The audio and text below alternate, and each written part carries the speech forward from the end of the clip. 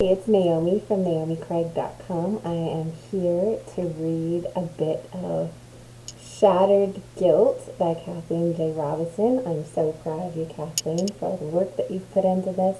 I'm just in the middle of the story now, and it's so intense, and I have to read it in small portions, but I love the style, and I love what you're doing through it. So I am here to bring you a portion of Shattered Guilt by Kathleen J. Robinson. It is romantic suspense.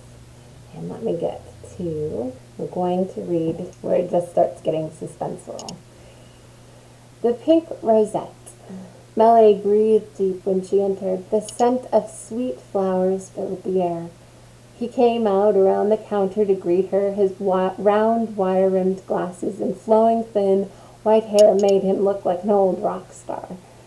The smeared green and brown stains on his apron almost covered the signature single pink rosette embroidered on the bib. Melanie smiled. The thought of a Max being the owner of a sweet flower shop always made her chuckle.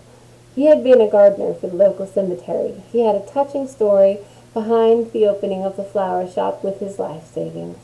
It was his and his wife's dream. Melanie loved it. Another endearing Baytown personality. When Max's wife passed, he sold their home, and coupled with her life insurance policy, he bought a couple of buildings on Main Street. He dedicated himself to developing the downtown charm of Baytown. Melanie rented one of those buildings from him. "Hello, my dear. What can I get for you?" Max's proper British accent always lifted Melanie's spirits. It was lovely, just like his flowers. Holding up a bouquet of baby pink roses, he raised his brows. "They're beautiful." Melanie tried to smile. "Max, I wish I had better news.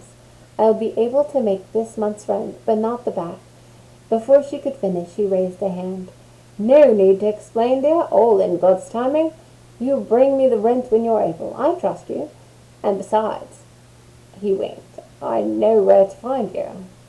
"Well, thank you for your patience. I'm sorry. Things just didn't work out here as I expected." Her shoulders dropped. "Maybe I should have stayed in California." No, dear. We're family here, aren't we?" He patted her arm. Melanie nodded, and the thought of her mom and dad caused her eyes to water. Charlene, her only sibling, lived in Washington, D.C. Yes, we are." Pulling out a pink rosette from the bunch, Max handed it to her. "On the house. Dry your tears. Sweeter days are ahead, always ahead." Max winked and directed Melanie to the door. She nodded and stepped out, sniffing the pink rosette, but the spicy smell of men's cologne and tobacco overpowered. A tall, slender man, well-dressed, blocked her path. His foot crushed a cigarette beneath expensive shoes. "Excuse me, ma'am." His voice sounded friendly enough, but his smile was a bit alarming. He didn't move, so Melanie stepped around him. "Ma'am, I'm sorry to bother you, but I'm looking for Melanie Thompson, owner of the Quaint Affairs." He raised his hand to smooth his already slicked back hair. "I drove by the shop, but the closed sign hung in the window." Melanie stopped in her tracks. Tourists and strangers were frequent on Main Street, but there was something about this guy. She couldn't place her finger on it, but she shrugged. "Never look a gift horse in the mouth," her father used to say, but the gifts he referred to were often those sent by God. "Oh, well, that's me. I'm Melanie Thompson." Desperation drew caution to the wind. "What can I do for you?" "Well, ma'am, my employer's daughter is getting married, and they would like to book your services for the wedding." "Your employer? How did he hear about me?" "Why, it was Chris Thompson that I referred to." Melanie scrunched her brow. "What? Who?" Melanie couldn't believe her ears. Max stepped out of the shop. "Everything all right out here?" She nodded. "Chris Thompson's your husband, right?" said the man. "Did Chris change his mind?" "He's my ex-husband, divorced long ago." She rolled her eyes. "Listen, my shop's just a few doors down. Why don't you follow me there, and we can discuss the wedding?" The stranger pulled a business card from his pocket. No need. Here, ma'am. Call the number. The secretary will take care of you. Have a pleasant day. He tipped a hand to his forehead. Melanie stared at the card. It read, One Shell Tower Plaza, Penthouse Suite, New Orleans. A phone number was the only other print. By the time she looked up, the man had disappeared. So, what do you make of that, Max?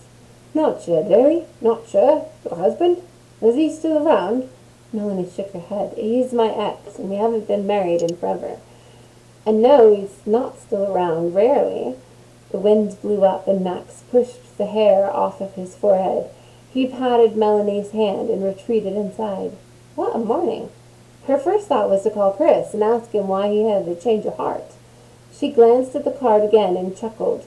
This guy must be bigger than Elvis. He didn't even need a first name.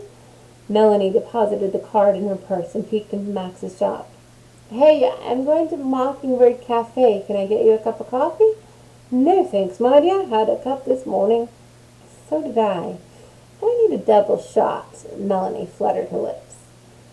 And that is the end of chapter 2 of Shattered Guilt.